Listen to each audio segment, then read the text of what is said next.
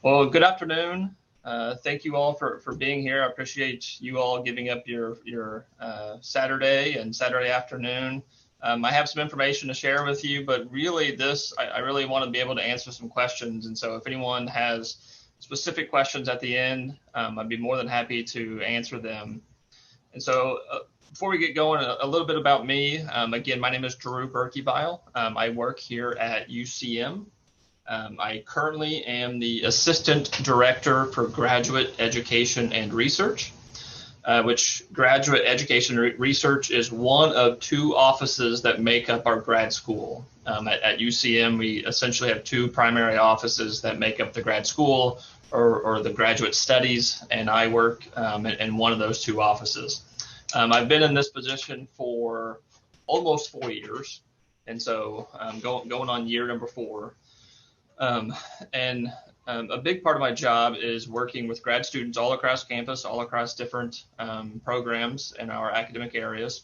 And specifically, I coordinate our graduate assistantship program.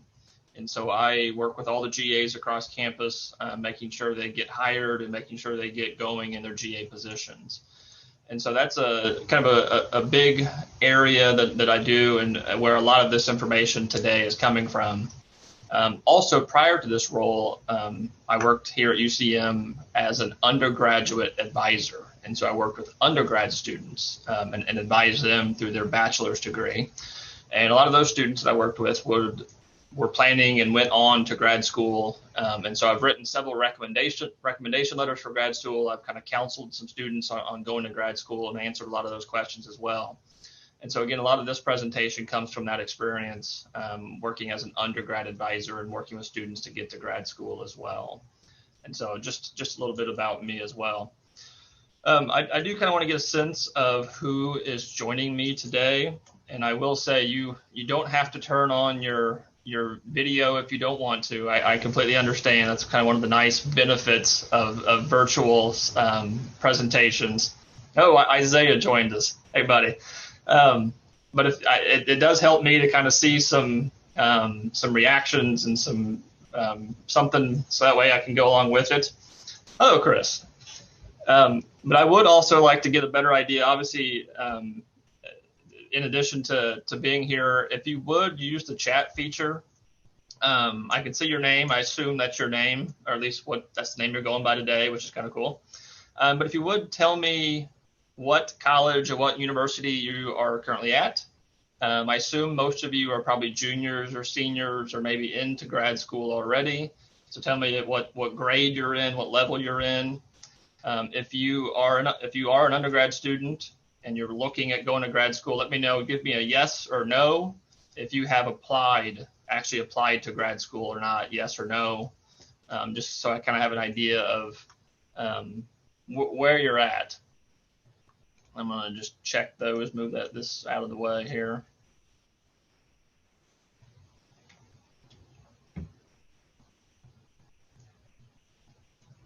So we got people from across the country. That's really cool. That's kind of one of the nice benefits of having everything virtual now. It seems like, as we can really get individuals from across the country. So I will be talking a little bit about UCM, but it looks like there are some others from obviously other universities. So I'll try to kind of spin that as well, and give you some information there. I've done several presentations virtually now. This is my first one for the EPSA conference, but I've done several different class visits and presentations virtually. And so again, feel free to turn your audio on or off. If something comes up and you need to turn your audio off, that's definitely okay. Continue to use the chat function. We will have time at the end. I will reserve some time to have questions. And so if you have questions, jot them down. I'd be happy to take them at the end as well. And so as a grad student, I'm assuming everyone's going to apply and everyone will be accepted into their program of choice. So as a grad student, you will wear many hats, especially if you work. I'm guessing most of you will want to work. Some of you probably have to work. For a lot of grad students, getting a GA position or getting a student worker position on campus is really the only way they can go to grad school. You got to have that scholarship money. You've got to have those that stipend or that pay to pay for your expenses as well. And so hopefully you all can work and be a GA in student affairs and have that experience. You will be busy. It's just a matter of fact. There's really no getting around it. At different times, you are going to wear many different hats. Some of you might have more than one job. We've seen that here at UCM as well, and so that's a kind of a reality as well. But also keep in mind that, say Taylor and Katie and some others who you've met today, they're current grad students here at UCM, so they're doing it now. I did it when I was going through grad school. Students have done it for years. You're definitely able to do it. And so I know it can be scary, but it's something that can be done. So one piece of kind of practical advice that I would give to you as you're planning and looking forward to grad school is all about time management and all about balance. Like I said, you will wear many hats. You don't want to wear a hat for too long. You don't want to kind of get unbalanced of your responsibilities and your time. You'll have class, you'll have homework, you'll have time for family and friends, you'll have personal time. And again, if you work on campus, you'll have that time to work on campus as well. And I did kind of point out, and as you can see here, that homework and class are kind of two different pieces of time or two different responsibilities. So as an undergrad, you're probably taking around 15 credit hours each semester. As a grad student, you're going to take maybe 9. 9 is probably the average. For most, especially if you work, the most is going to be 12 credit hours. And so you might have 3 or 4 classes, so you might have less class time actually in the classroom, but your homework might actually be more. And so you'll make up that time by reading or writing papers, doing research, just spending time outside of the classroom. Like I said, the average is probably 9 credit hours, which typically is 3 classes, depending upon your program, depending upon where you go. It might be as low as 6. 6 is usually the minimum to be considered full time. Also, we're in kind of this age of virtual and online. If you have an online class, UCM offers a lot of programs online, as well as many universities. I would recommend setting aside specific times to do your online class. And so kind of schedule it like your more traditional Monday, Wednesday, Friday class at 11. This is when I do my online class. Or maybe Tuesday, Thursday afternoon, this is when I do my online class. Get into that habit, get into that schedule, and keep that going. Some other practical tips: schedule, routine. Find your routine, find you a schedule that works for you. Get going in that routine as quickly as possible and stay organized. So before the semester starts, take some time, sit down, and just kind of plan out your semester. Once you get that plan, you have it set, and then you can kind of execute your plan. Also, the thing to keep in mind is take it one semester at a time. Take it one day at a time, 1 week at a time, one semester at a time. So a typical semester is 16 weeks, 17 weeks. You can do anything for 16 weeks. So that's something to kind of keep telling yourself. You'll definitely have some busier times when classwork and homework picks up, or your work on campus might pick up. Just tell yourself, all right, 1 week at a time, do it for 16 weeks, and then you get a break. And you can do anything for 16 weeks. So something to keep in mind. There's some practical tips here. Like I said, make a plan, stick to your plan, know when you work best. If you study best in the mornings, get up and get your studying done. That way you have it done for the day. Reward yourself. Take each day as it is. If you have a great day, be sure to reward yourself and kind of gear up for that next day. I'll take a quick minute to talk about graduate classes and kind of compare them to undergrad classes. So what you see here is Bloom's taxonomy. Has anyone heard of Bloom's taxonomy? Yes? No? No? So this is, if you want to surprise your undergrad teacher, you can kind of ask about Bloom's taxonomy and these levels, these 6 levels you see in front of you. And so it is a hierarchy of higher order thinking as well as learning. And so the first one at the bottom is remember. This is typically what you were asked to do as a high school student. You can think back to way back in high school. You were asked to remember specific dates or facts or information, and then you were tested on those specific pieces of information. You had to recall that information. That's really all they expected. When you got to undergrad school, what you're doing now, as for your bachelor's, moved up the ladder. It's more about understanding what those facts and figures actually mean, and for some, applying those concepts or applying those ideas to other situations. And so it's likely what you've been doing as part of your undergrad.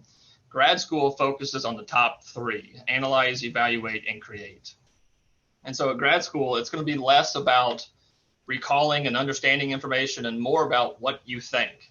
If you read a particular chapter in a book or maybe an article, what did you think about that article? What stood out to you? What connected to you and your experiences? What can you use in the future in a career for student affairs? How can you apply that information that you've just read or the information you've just learned? And then also evaluate it. What works, what doesn't? You kind of become the judge. The teacher may not have a specific right or wrong answer. They're just going to ask you for your opinion. And so it's a little bit different. They're not going to be looking for specific dates or facts or information. They don't want you to regurgitate it. They want you to break it down, evaluate it, and analyze it. And then the very top is creation.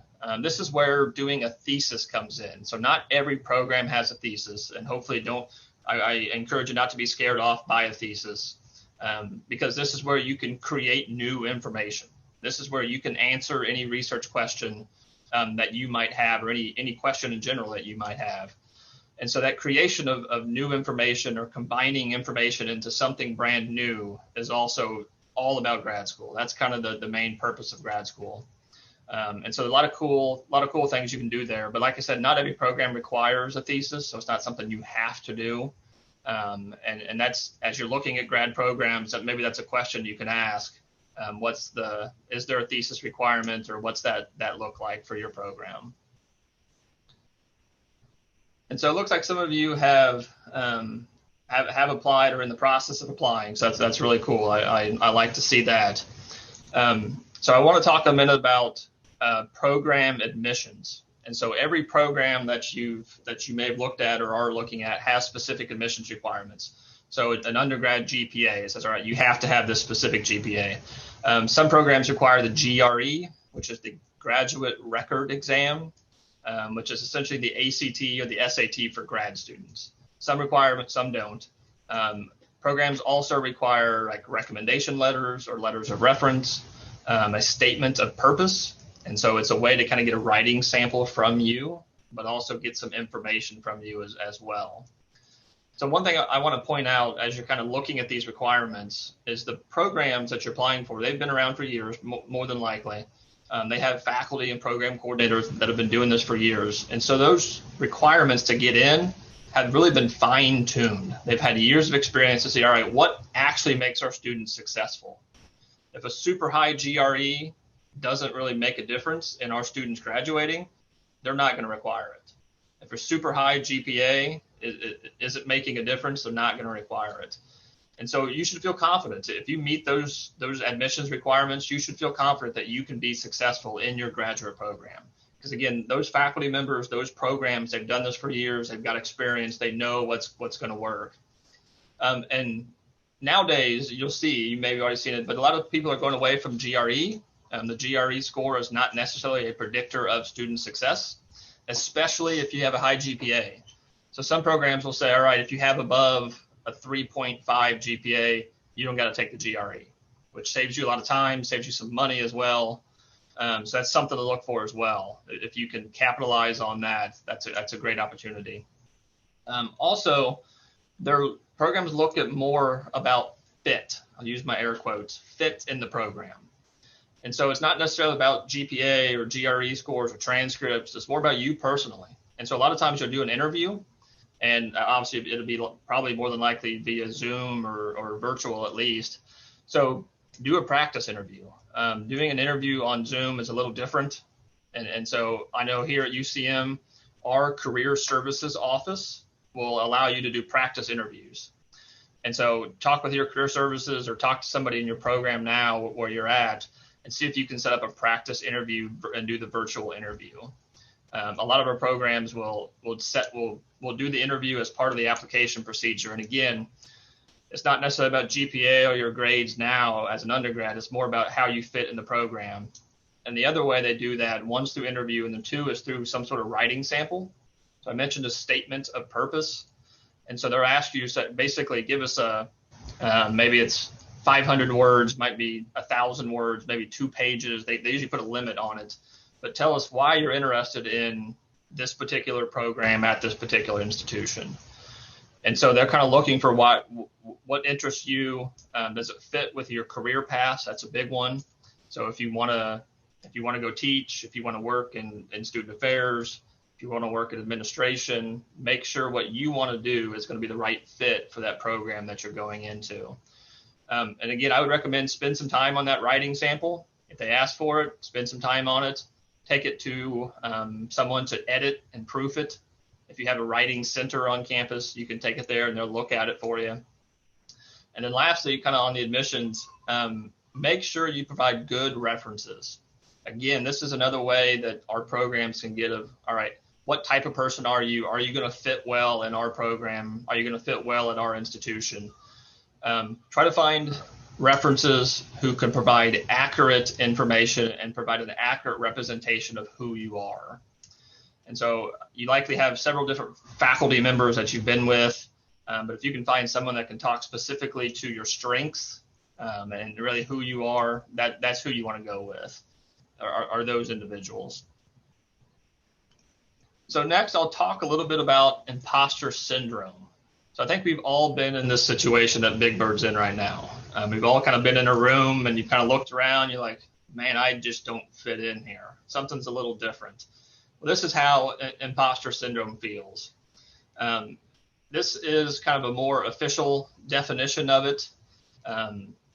Psychologists and other professionals have officially recognized and acknowledged that imposter syndrome is very real. It was first described in the 1970s, so it's been around for quite a while. You might be having these feelings or meet this definition now as you're looking to apply for grad school. You may have had it in the past in your undergrad studies.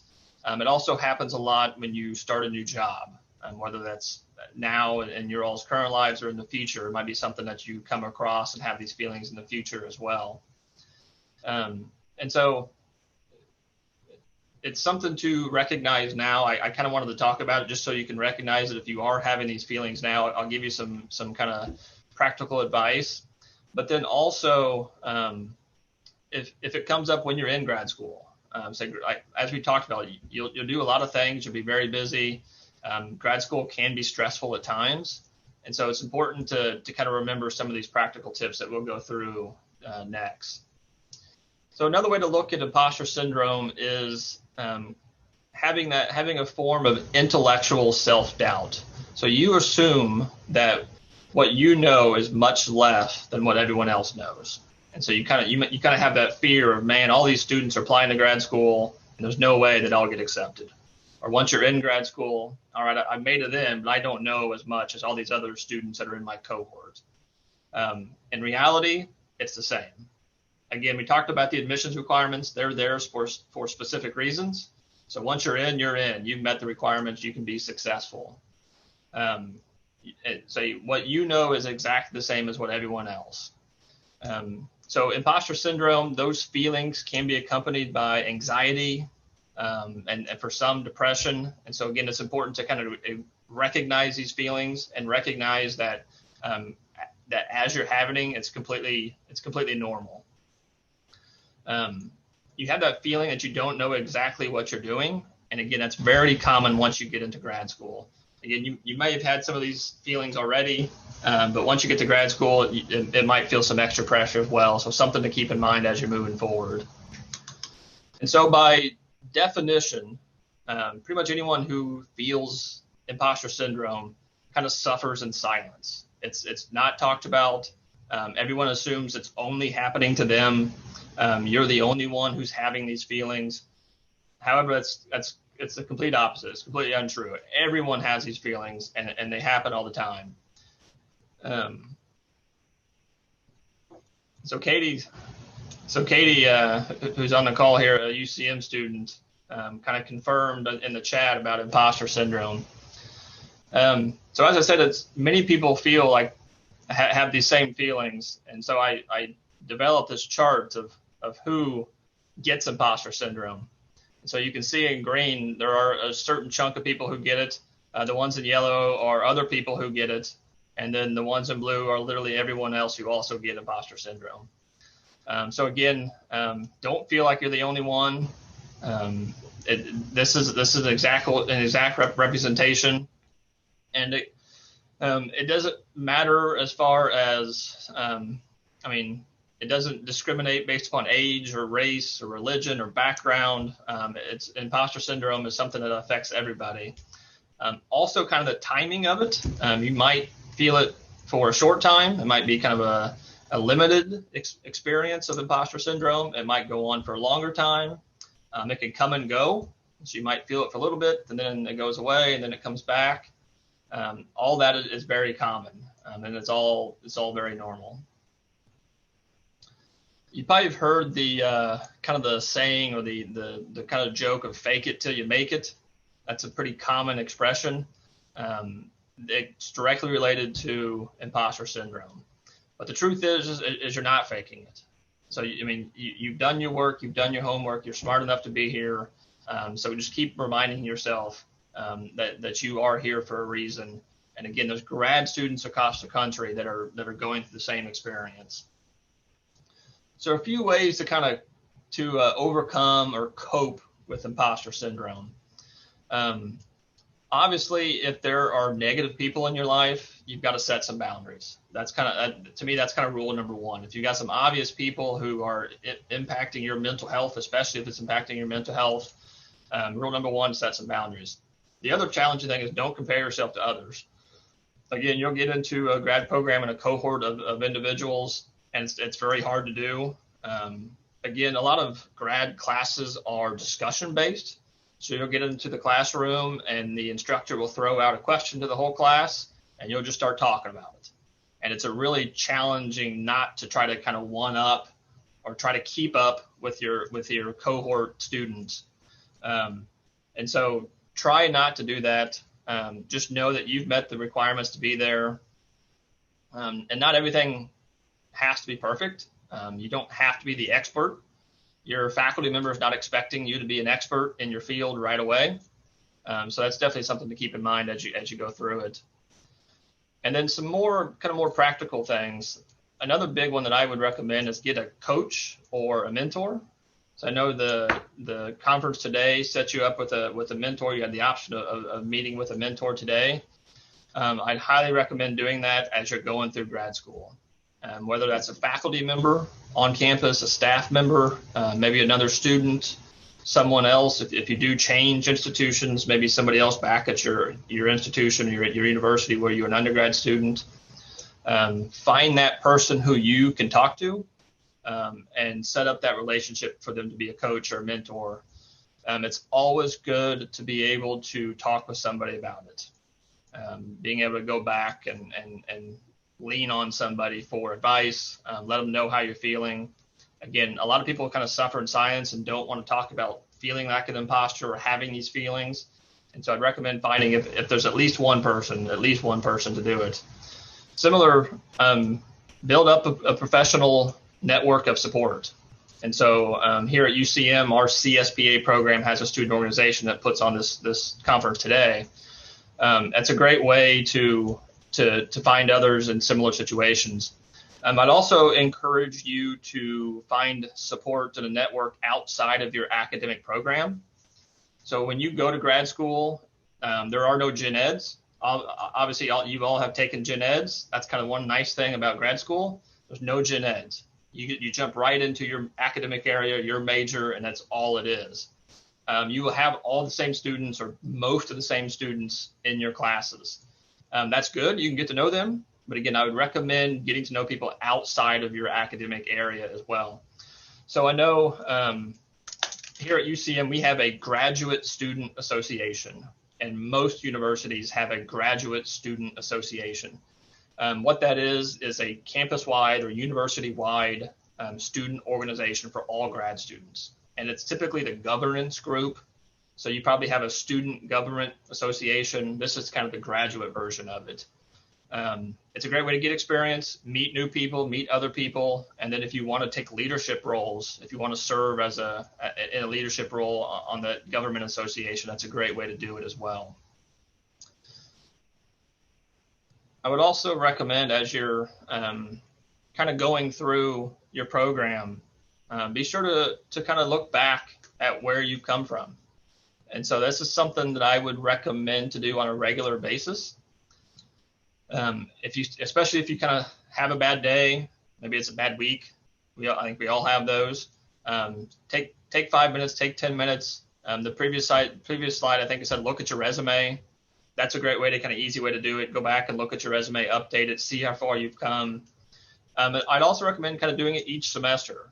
And again, grad school, an easy way to do it is take it kind of semester by semester, 16 weeks by 16 weeks. And so at the end of that semester, if you go home, once everyone leaves and campus is quiet, just sit down and say, all right, what did I do this semester? What did I do for my classwork? What books did I read? Who did I meet? Who new people did I meet? Or what relationships did I build? How far or how much experience did I gain in my work? Again, how can I update my resume? Is there something new I need to put on my resume for this semester? And that will really help you stay on that path and kind of keep going and working each semester. It's really hard to see it now. It's from where you all are sitting and kind of looking towards the future, but grad school will fly by. For most programs, it's only 2 years. And so 2 years is not that long, especially, again, if you break it down by semesters. And so you want to take some time to kind of reflect on your progress and kind of where you're going. And that'll really help you stay mentally healthy and kind of keep on that path. Because in the end, we want you to stay on your path. We want you to work hard, and we want you to graduate as one of the big dogs. That's the ultimate goal here, is to get you across the finish line. Again, students across the country are doing it, so I'm positive I know you all can do it, and in the end, it's definitely worth it. And so with that, I'm happy to answer any questions. You're more than happy if you have a question to turn your microphone on and ask it, or if you want to put it in the chat feature. I'd be happy to take any questions from you. We've got about almost 10 minutes.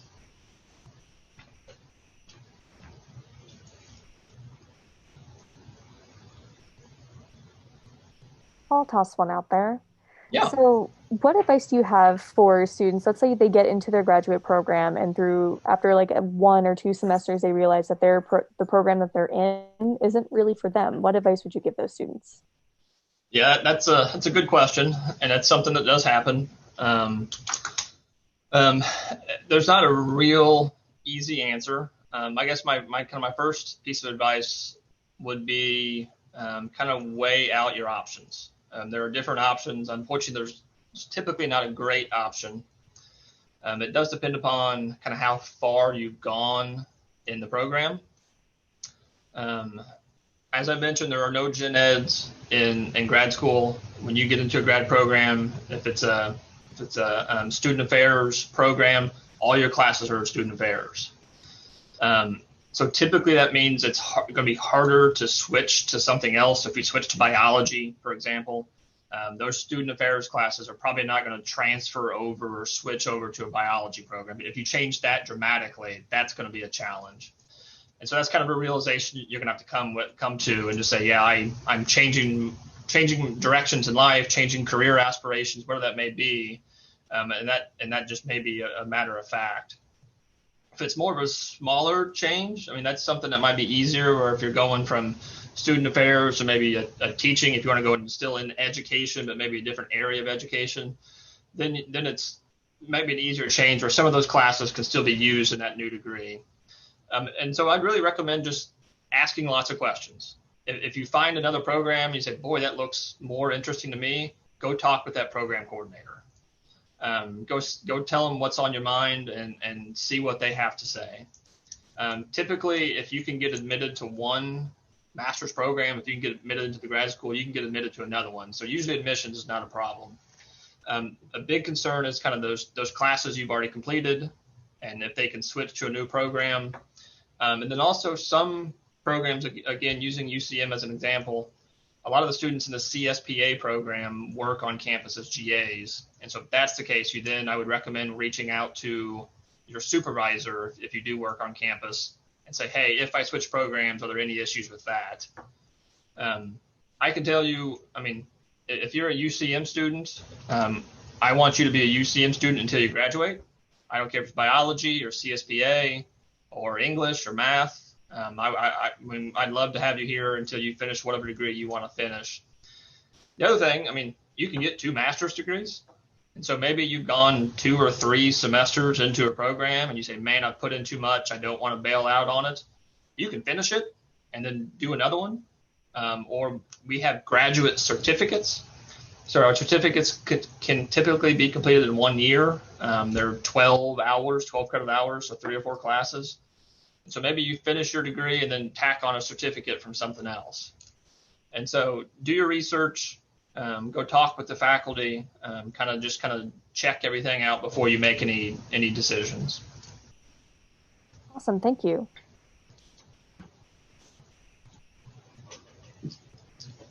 Any other questions? So Katie made a comment in the chat that student affairs is all about connections, and that's definitely a true statement. And so again, I hopefully you've enjoyed your experience today, but today's a great way to make connections. Again, through the presenters, I know Katie was on the panel this morning. There's mentors that you may have met. Keep in touch with them. Like many industries, higher ed is kind of a small circle. You'll run across, it's a pretty good chance that one of us here in this room today will be working with somebody else, one of us down the line or in the future. It's bound to happen. For those of us that really like student affairs and working in the higher ed system, that's what we're doing. That's our career paths. And so it's always good about making connections, trading emails, trading contact information. You never know when our paths might cross in the future. The other thing that I wanted to mention, and I thought about this morning actually, another difference between undergrad and grad. So your graduate courses, the credit hours you earn will actually expire, which is not the same for undergrad. Undergrad classes, they last forever. Grad school classes will expire. So here at UCM, we have an 8-year expiration. At other universities, I've seen it as low as 6, and I've seen it as high as 10. And so what that means is that when you complete a class, you have to do it within that window. So we'll say 8 years. You have to finish your whole program and graduate within those 8 years, or those classes don't count. And so they kind of start expiring or falling off if you go too far. Part of that is to encourage you to finish your degree. So we want you got started, we want you to finish, and so we're going to kind of put a time crunch on you a little bit. Again, 8 years isn't a short time. 6 years is getting in there. Most student affair programs can get done in 2 or 3 years. But we all know that life happens. If something comes up, something changes in your life, and you got to take time out, just don't take too much time out. Contact your faculty member, contact your program coordinator, and see what that time limit is, because most programs do have a course expiration date. The other thing that having those expiration date ensures is that the courses you're taking are timely, that they are current information. And so that's what makes you a better student and really a better job applicant. You have that master's degree, you've done the coursework that's time-based, and so what you have learned is more relevant and more current than maybe some other individuals as well. And so that's another big difference for graduate programs, is having that currency on your courses.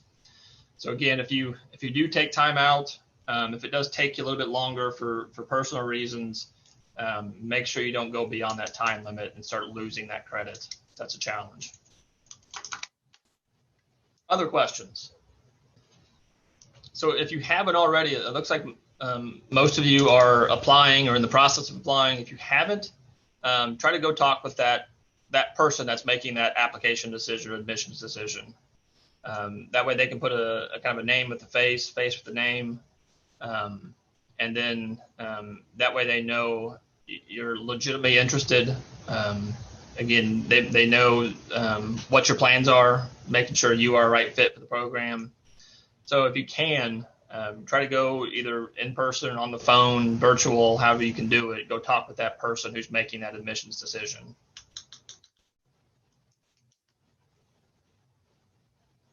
Awesome. Thank you so much, Drew, for your time today.